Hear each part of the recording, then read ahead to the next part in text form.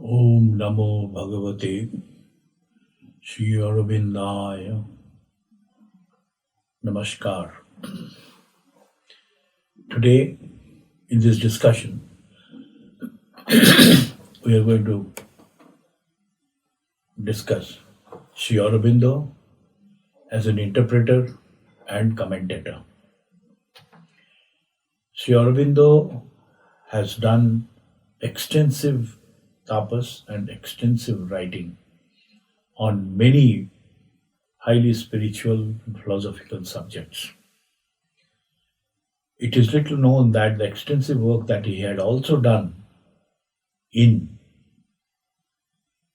translating our ancient scriptures for the general public, for general disciples. Because the ancient scriptures were not, in his opinion, were much accessed by the present day generations. Because they were written in languages that was not known to many people. So in his foundation of Indian culture, he had said that this is a big task that someone must attempt. So in this respect, and on this side, from the ancient scriptures angle, he had undertaken work on Rig Vedas, on Upanishads, and also Bhagavad Gita. Today, we know many scholars have interpreted and commented on the various scriptures that are there.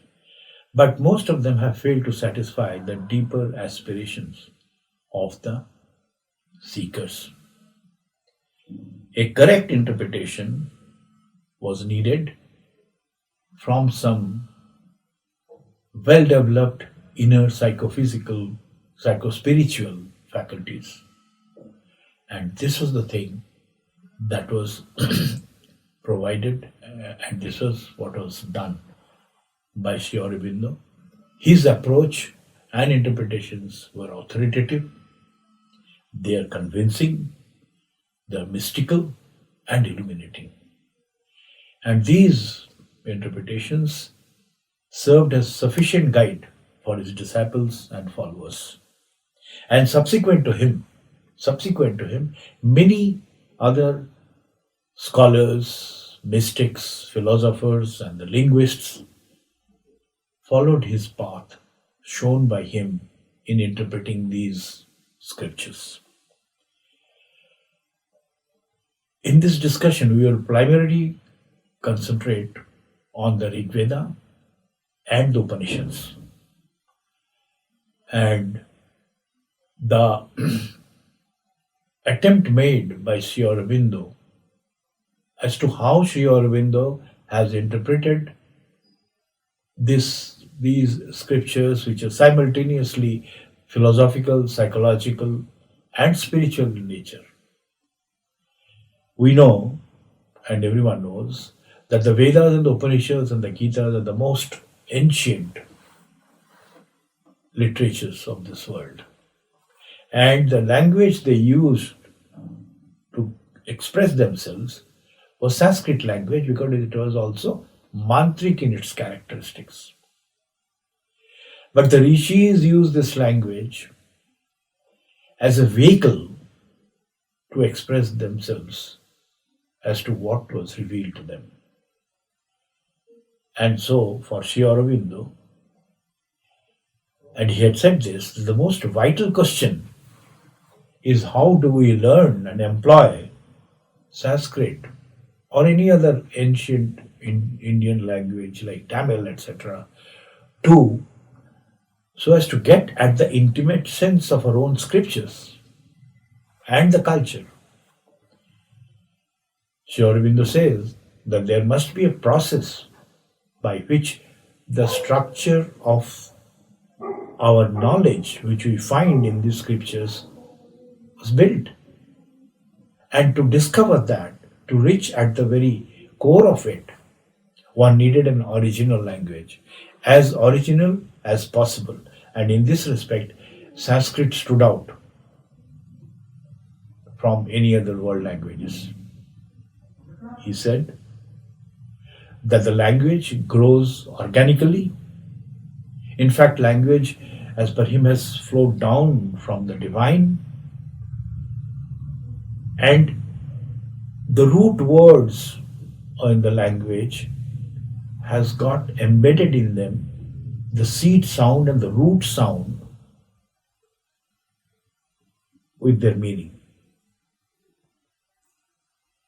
And once we can access that properly, we'll be able to extract the ancient sense that was contained in that language.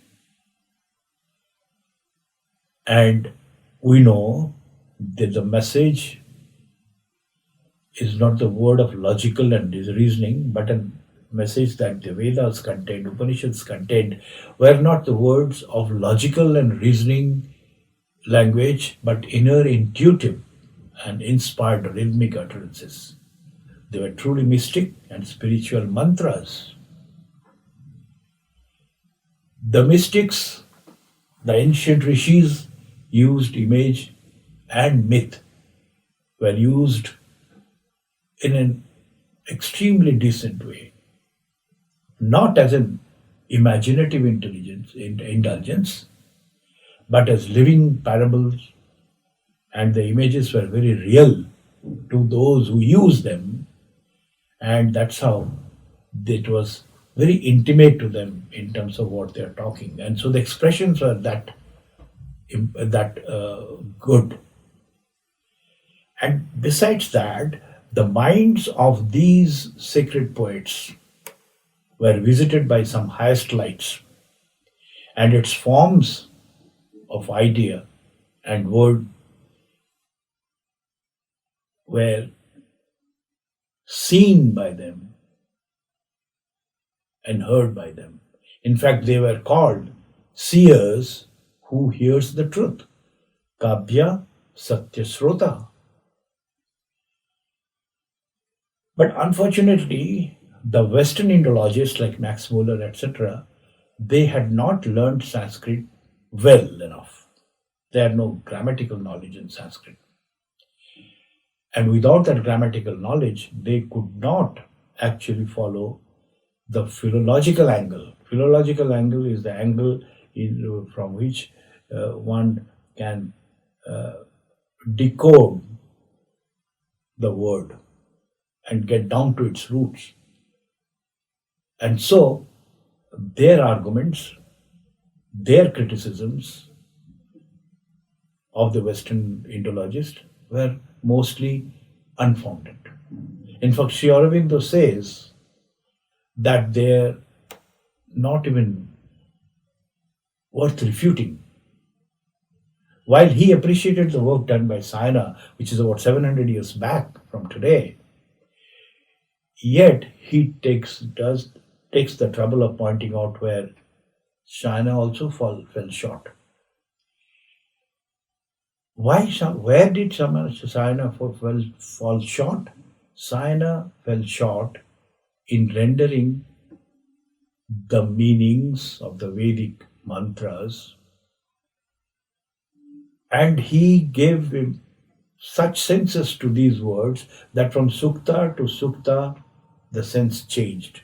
At times, even in one month, in mantra or rik, two usage of the same word were given different connotations. And unfortunately, it so happened that the Western Indologist took interest in the Vedas after Sayana.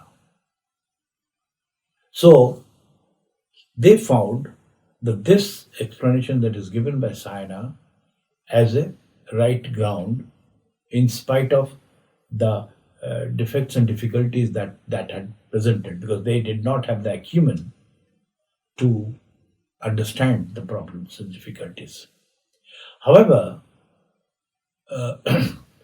the translation of mantras did not bring out the inner psychological import in their translations, which for Sri Aurobindo was the central theme of the entire Rig Veda. People like Dayanand Saraswati, Raghavendra Swami, Madhavacharya, etc., had similar views as that of Sri Aurobindo. Now, we see in Mandala 4, which was dedicated, which was actually revealed to Rishi Vamadeva, who was a great Rishi who uses extensive symbolism in that mandala. He said in those mandalas that Ninya Bachamsi Nivachana Kavaye Kavyani. That means these mantras are only revealed to the seers.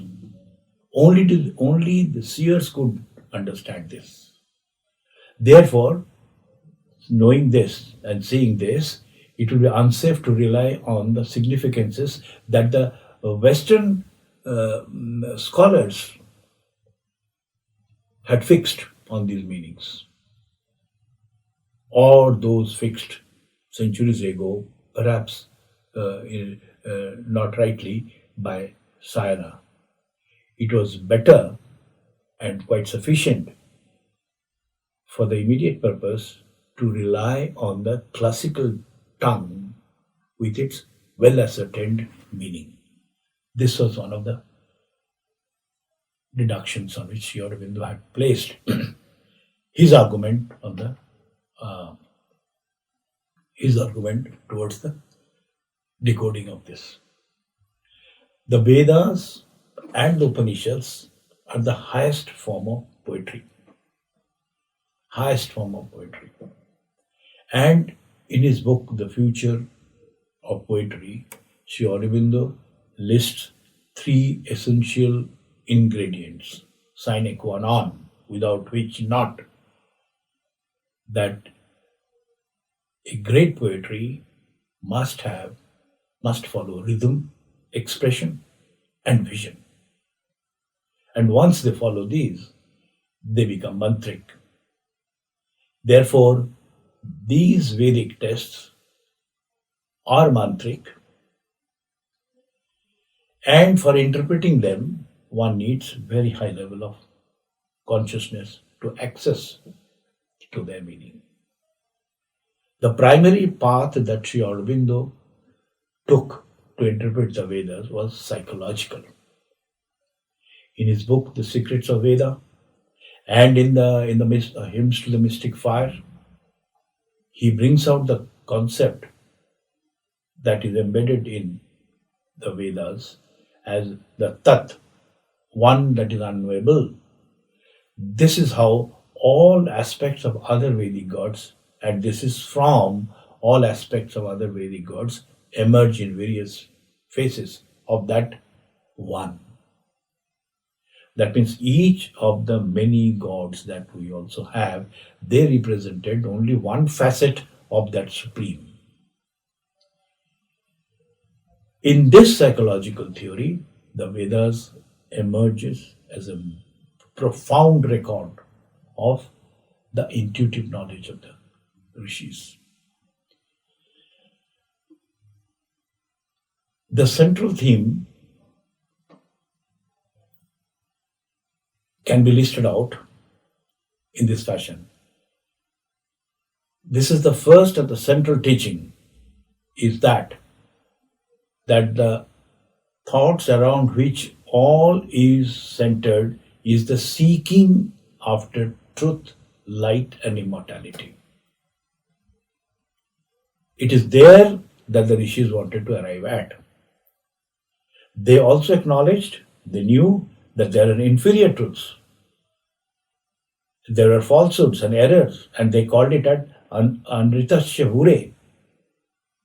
And there is a world of home of truth also, which is called Sadanam Ritasya and Satyam Ritam Briyat. We have to find the path to this great heaven. This was also one of the central theme that they segregated. Thirdly, Our battle is the battle between the powers of light and truth, who are the immortals, and the powers of darknesses.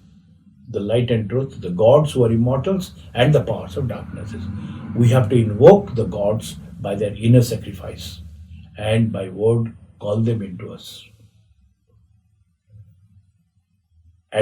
Fourthly, at the summit, the Vedic Rishis conceived as Ekam Sat or Tadekam, which we find echoing even in the Upanishads later on.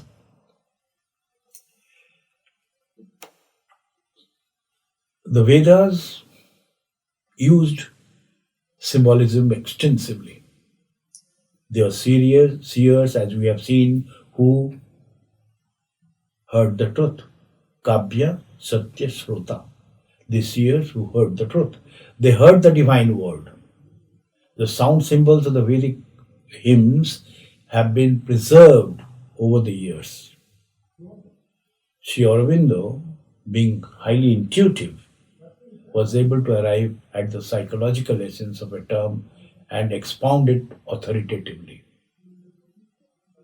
Let us now look at some symbolisms in the Vedas. Symbolisms have been used in the Vedas very freely and very aptly. One of the very common symbols is yajna. In analyzing the Vedic hymns, each signs of the external rituals that we perform,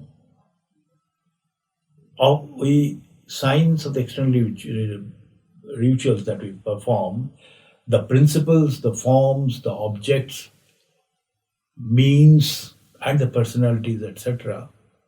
Looking at them, Sri Aurobindo found and fixed the corresponding faculty, agency, and entities for the inner yajna that we have to carry out within us.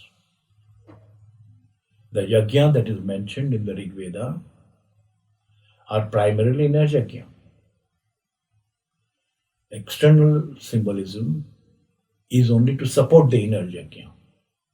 Now, examining these terms, he clarifies very clearly in the secrets of the Veda that other than the gods and the mantras, etc., three important features are there in the yajna. One is the person who is doing the offering itself, and the fruits of the offering. Now, in the ritualistic external yajna, there are many other features besides these three.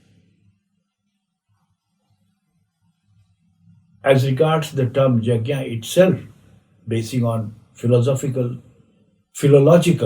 interpretation, he says the root word of yajna is yaj.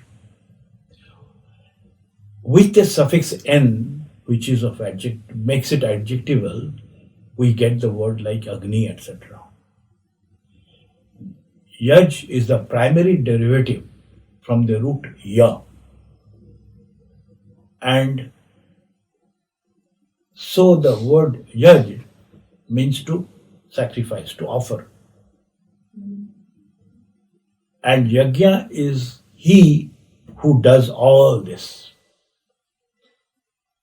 In the Vedas also, yajna has many connotations, not one, there are many meanings. One of the very important meanings is advara. Adva means path and ra means to move. So to move along the path, which is a pilgrimage, and this pilgrimage is climbing the hill of the being. And that is also yajna. The very journey is a yajna. One of the priests out of the four, those who are generally appointed, is called Adhairu. Adhairu. Every action done in life is a journey towards the higher goal. And so every action in that sense, Sri Aurobindo said, is in yajna, which is which should be a means for climbing to higher levels. Now he sees, Sri Aurobindo brings out there in his books, in his analysis, that the gods are continually spoken of as priests of offering and in the non-human power of energy which presides over the sacrifice. He perceived also that throughout the Veda, the elements of a personality are themselves continually personified. So, in a corollary or fashion, the external priest in the internal activity figured a non-human power or an element of our personality. We take the very first mantra of the Rig Veda, Mandala 1, Sukta 1, first one. There we find the word Purohita being used. Agni mile Purohitam Jagyasya Devam Mritabijam Hotaram Ratna Dadavan. Purohitam word is one who is seated in the front, the leader. And Agni is stated as a leader. Agni leads us. So this is how Sri Aurobindo has decoded, going down to the very roots and also taking the psychological meaning, also the current meaning of that place, of those days. He has decoded them and has for the first time presented to us how to look at it. Similarly, we have in other symbolisms, we have taken up just one yajna, but there are soma, which is also is a discussed as a delight, not in the sense of like Max Muller said that it is a kind of an intoxicating liquor which is obtained by pressing two stones, some herbs on two stones, and that juice was drunk and one people got drunk. No, it is not that. Soma means a delight of existence, delight of work. Similarly, word Ghritam, which is poured into the yajna, fire of yajna. It is illumined mind. Sri Aurobindo says it is illumined mind. And only if you take the Ghritam as illumined mind, throughout all the mantras, 10,522 surviving mantras of Rig Veda, we find the same sense. Thus, we find that his approach was fundamentally a combination of common usage of the ancient sages, the psychological aspect of it, psychological angle of it, and also philological angle. Similarly, there is yet another important terminology that is used in Vedas very often is Satyam Ritam Brihat. It's an important epiphany that did not receive due importance in a pre-Sri Aurobindo era. It was he who extracted it. In fact, Dr. Madhusudan Reddy of Osmania University, who has done very great works on Vedas also, besides in many others, he has written a separate book on Satyam Ritam Priyat. And now, what has happened is, this non-importance, not giving sufficient importance to this terminology, was perhaps due to inconsistent translation by Sayana. We find while Yakshacharya defined rhythm in a particular fashion, Sayana took the liberty of translating it in a divergent way, leading to very many confusions. This was one of the factors that did not allow us to take this all-important word significantly, easily. Another aspect is connected to rhythm is Vijnana, the central principles of Upanishad, is the rhythm of Veda. We have heard about Vijnana quite often, which is comprehensive consciousness. And Vijnana is a central principle of Upanishads, and that same Vijnana is rhythm in Vedas. And there we find that Satyam Ritam Brihat. Vijnana is the knowledge of the truth of the being by direct means. It is a comprehensive way of knowing. That is the term in the Vedas which is called Ritchit. It is that which has in it the image of things in its essence, in its totality, in its parts, and in its properties. So it is from Ritchit subsequent manifestation also followed. Sayana used these words very interchangeably.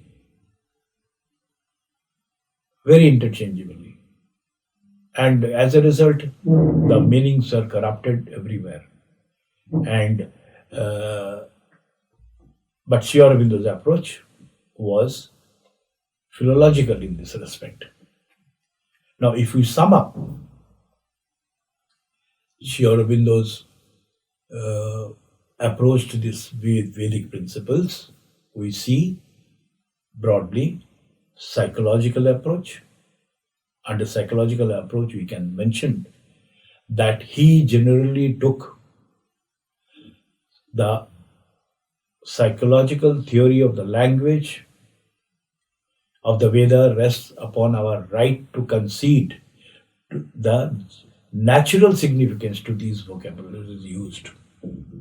So without departing from the simple, natural and straightforward sense of the words and the clauses, one get very rich sense of these verses.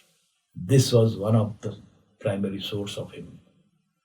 This approach gave the interpretation a consistent psychological meaning.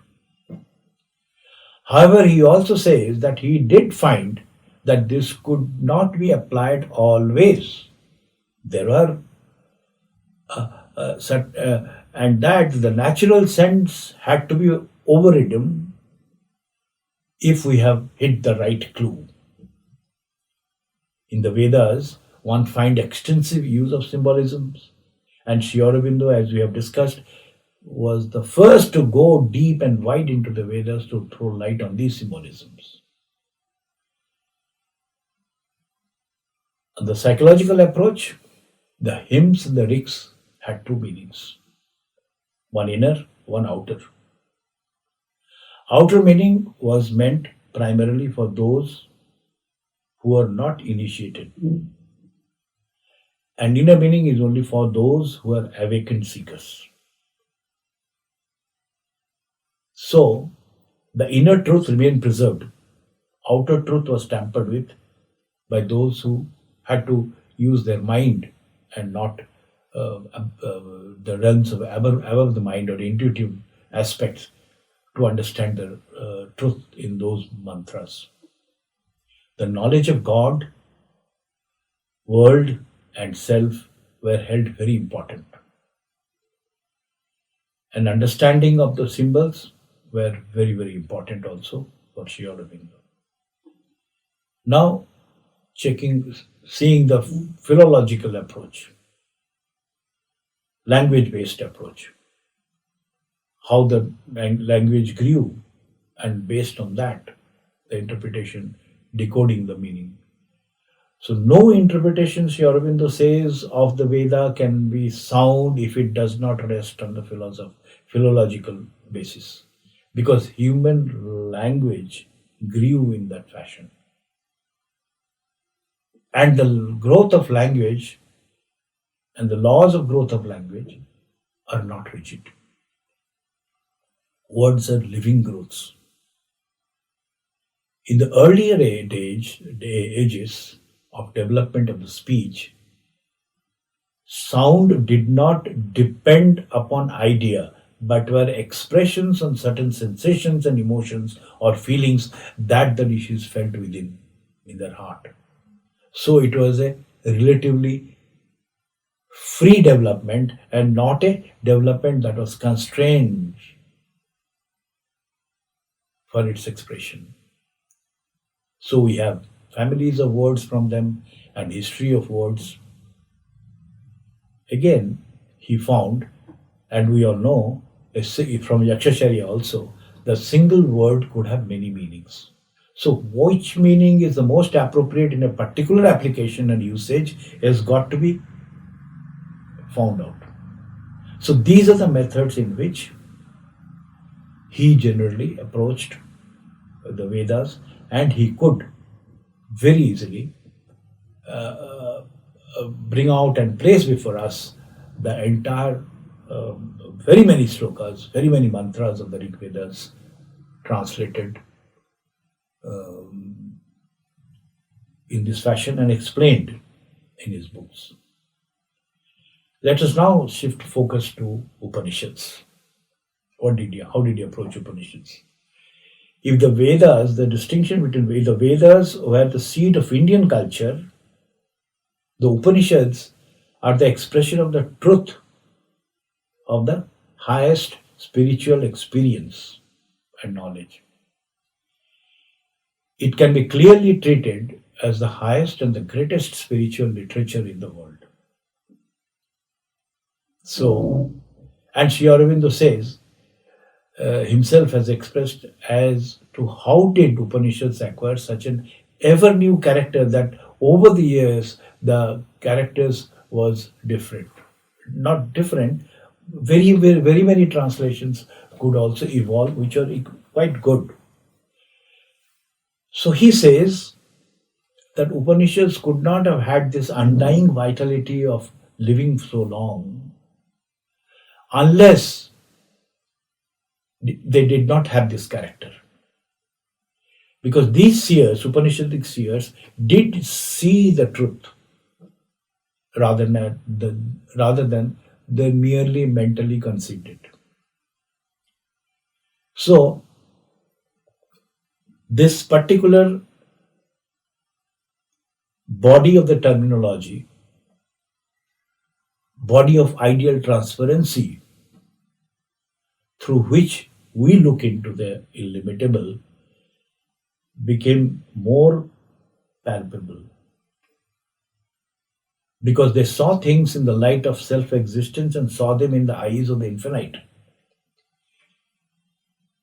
Many who have translated the Upanishads, and we read many of them, they have done so intellectually. And unless one has attained the heights of consciousness of the Upanishads and Rishis, one cannot truly render them into any other language and communicate it to us. Sri Aurobindo could see the truth and brought it down for us. And for that, one had to experience it. And he experienced the truth that contained in those mantras. So experiencing is the true path. The style of expression of these wonderful poetries, we have already seen that they, like in the Vedas, they also had rhythm, expression and vision. The Upanishads had the same ingredients. Therefore, it needed a high level of consciousness. They have survived for thousands of years. Each of them have also lent themselves to different interpretations. Though the logical intellect questions this stand, this, in the opinion of Sri Aurobindo, is very true. Because he says, the moment and work of art or a work of philosophy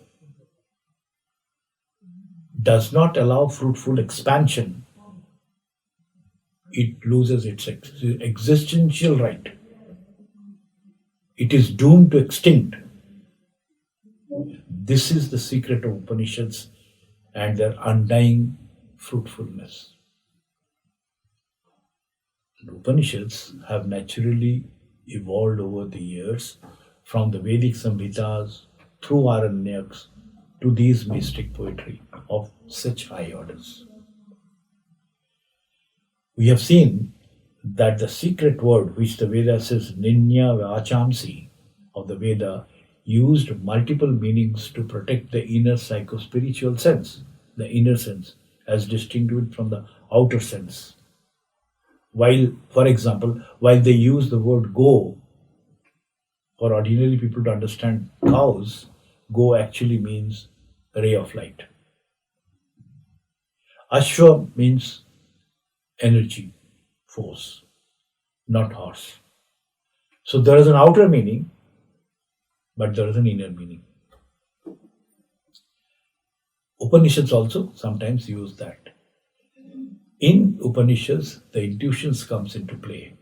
As per Sri Aurobindo, the intuitive thought of the Upanishads starts from this concrete Vedic imagery and their symbols.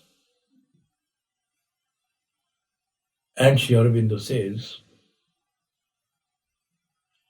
while expressing the manner how a Shruti is got to be studied, he beautifully explains it that he says the text is to be studied with great patience, with great passivity, waiting for experience, waiting for light, and then waiting for still more light.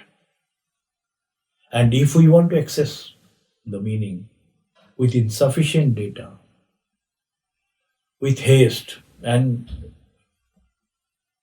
willful reading of one's own favorite understanding into the text, the superimposing your own thinking onto what the Rishis intend to say, that all this would lead to plethora of error. So this, he says, is one of the sources why so many translations have gone hayway. How did the expression of the Upanishadic Rishis, or for that matter for the Vedic Rishis, bring out the truth?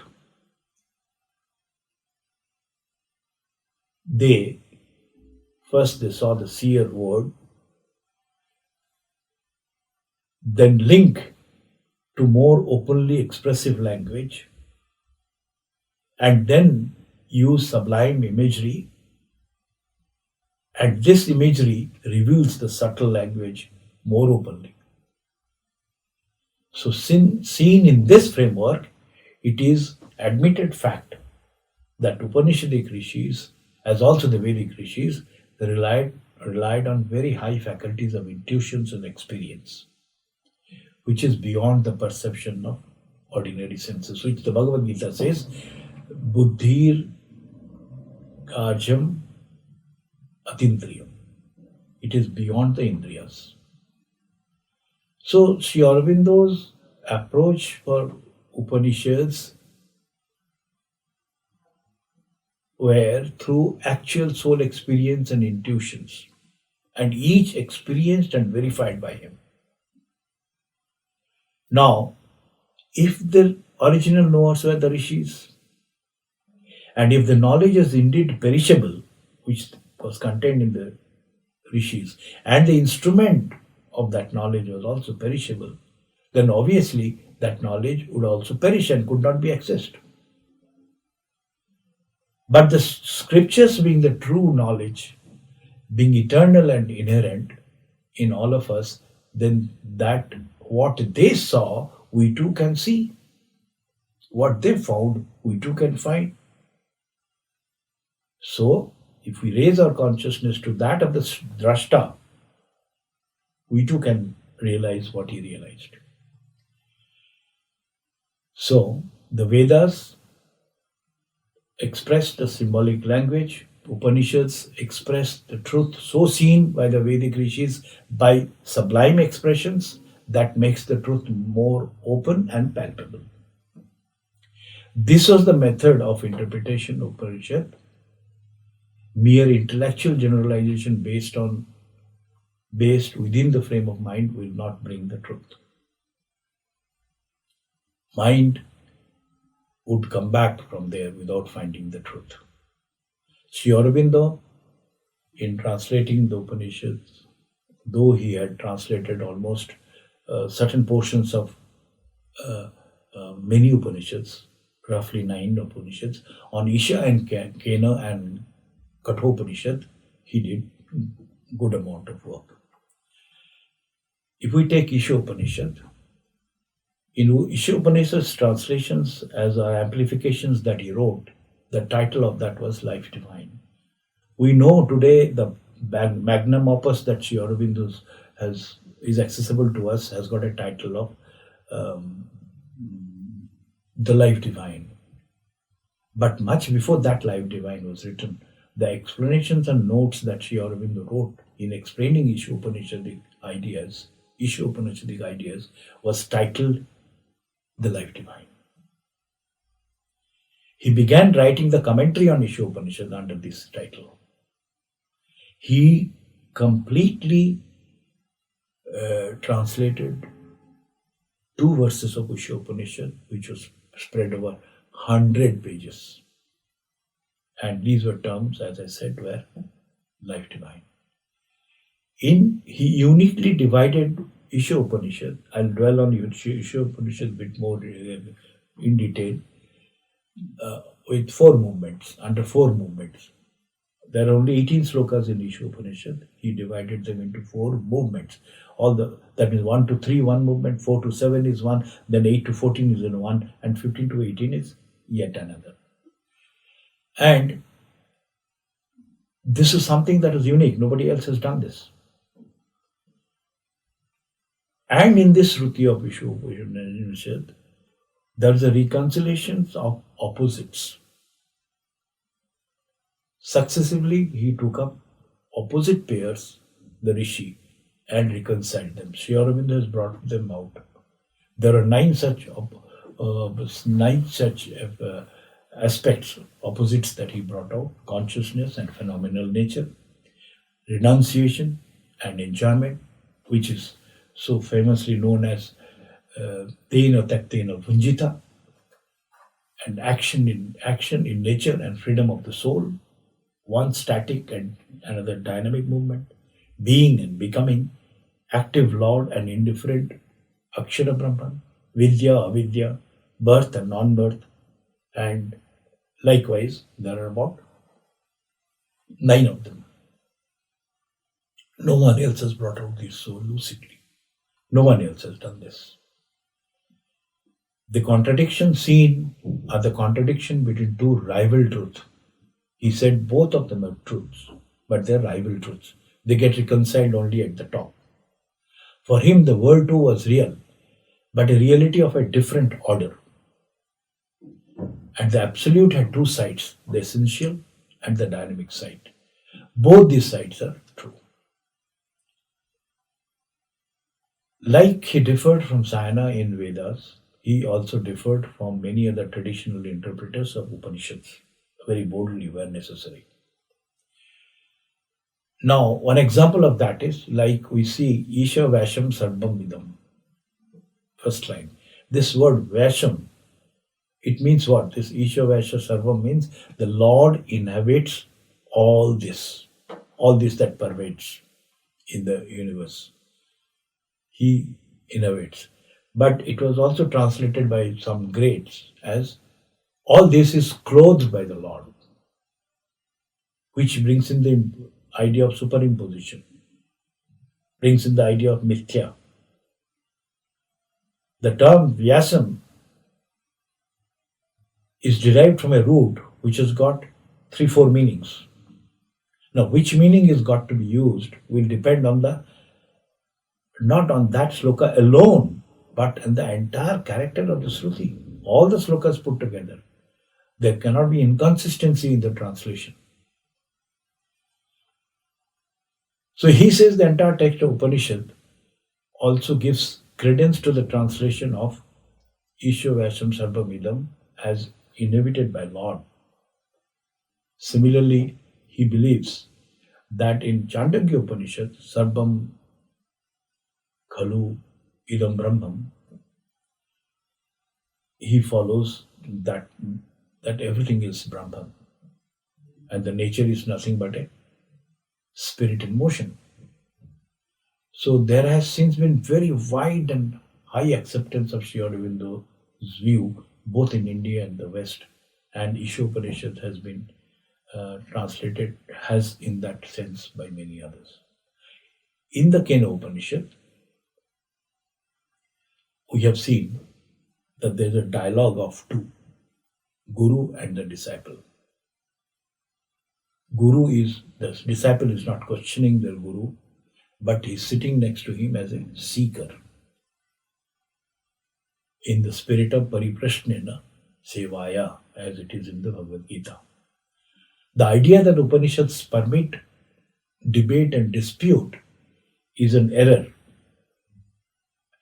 as per Sri Aurobindo. He says it is not so. It is always less luminous idea gladly gives place to the more luminous idea.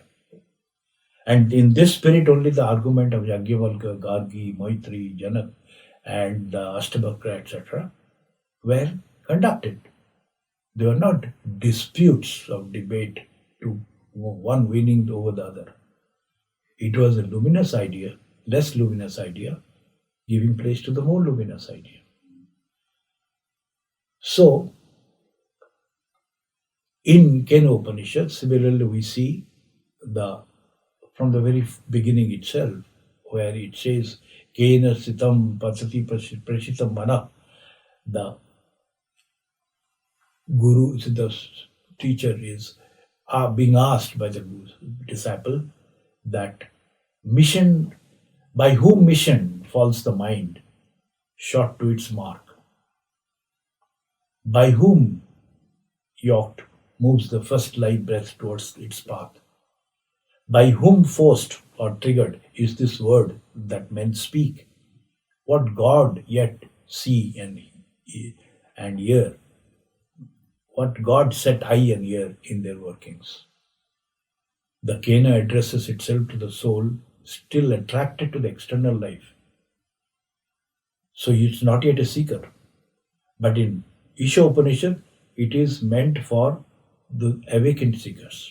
This is the great difference between the two. Has Sri Aurobindian approach has further influenced others? Sri Aurobindo's interpretation, it is yes. Sri Aurobindian approach further influenced others because Sri Aurobindo's interpretation deeply brings out the truth, a soul-satisfying commentary. He says, essential of the spiritual sense of things alone gives any worth to the physical, psychical sense. Otherwise, these have only derived value and not essential values. So, we have seen in the process of an influence of Sri Aurobindo how it has happened, and when we see in the Chandogya Upanishad, sloka number 3.14.1, translated by Kapali Shastri, another luminary, where it is said that sloka says, Sarvam khalu idam brahmam tajjalam iti shanta upashita. Kapali Shastri says in his collected works in Upanishads that many people have translated this word tajjalan and in a different way, and many of them have got away by saying that it's a mystic word used. But he, following Sri Aurobindo's philological approach, he says tajjalan consists of 4 ingredients: tat, ja, la, and an. Tat means that, ja comes from birth, la comes from laya, and an comes from breath. So it is saying, this particular sloka is saying that Brahman is that from which all is born, in which all get absorbed, and who is actually the breath of all. So, he has said, again, he says it's this kind of an usage we have to only derive it and find out. By saying that it is a mystical use by those Rishis would not help us. because they used and they had an archaic freedom, olden days freedom to use the way they want to use. Today we don't have that, we don't use it. So this is clearly a Sri Aurobindonian way. So was Sri Aurobindo different from others? Yes. Sri Aurobindo habitually always said that we translate the Upanishads in our contemporary understanding of the truth. Whereas we must see what the text intends to express as on when it was written. And seeing this, that we should not see it in present date, we should see in those ancient dates what it intended to express. Because he says, if we do that, then we are on slippery grounds. We will miss the meaning. And this needed high level of experience, high level of consciousness. So we have seen Sri Aurobindo has applauded the traditionalists quite often, and he has also not hesitated when he finds that they are wrong. And this he has done fearlessly, always, in wherever he has confronted it. The truth that Shruti intends to convey has got to be arrived at. That is the now there has been attempt. What many people have done, there has been attempt to read one own philosophy into the sloka. For example, in again Chandogya Upanishad, in 6.8, where it is written, Sa Atma Tattamasi. Now, one philosopher, Sa Atma, there is a Sarasandhi, he has taken out an A from Atma and attached it to Tat. So it has become Atat. So for him, Sa Atma Atat Tamasi. So that has become not that. And that supports one philosophy, which is opposed to what Shankara had said. So, likewise, we have seen in Bhagavad Gita also, though this is not today's subject to be covered, we find this kind of an interpretation of Sri Aurobindo has done throughout. And once somebody reads his book, Essays on the Gita, one feels that it is Sri Krishna himself who is explaining to us as to what he meant through those slokas. So Sri Aurobindo finally said is, the scriptures should be understood in a naturally flowing sense. Secondly, the common thread that links the riks or the mantras and the slokas in a hymn must be maintained. The approach must be a synthesis of ideas. Fourthly, the psycho-spiritual sense must be brought out. The philosophical growth of the terms must form an important tool. So, we have now seen that he highly appreciated, in conclusion, we can say that he highly appreciated the great work done by earlier interpreters. He had never neglected the traditional and modern interpretations, but adopted a different approach.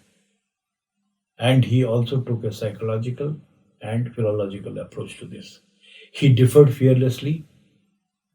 And lastly, he said, Shraddha, the right reading needs respect, humility, utter patience, and openness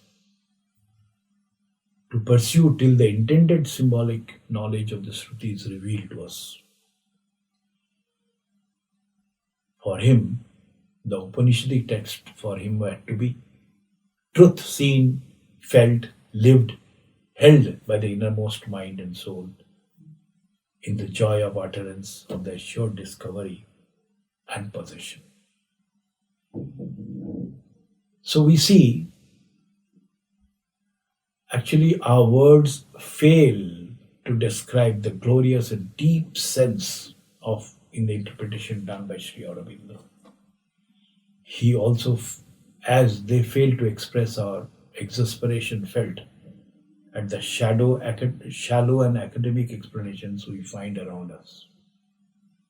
Such has been the approach of Sri Aurobindo to these hoary texts of ancient sages, whose origin is lost in the mist of antiquity. Thank you.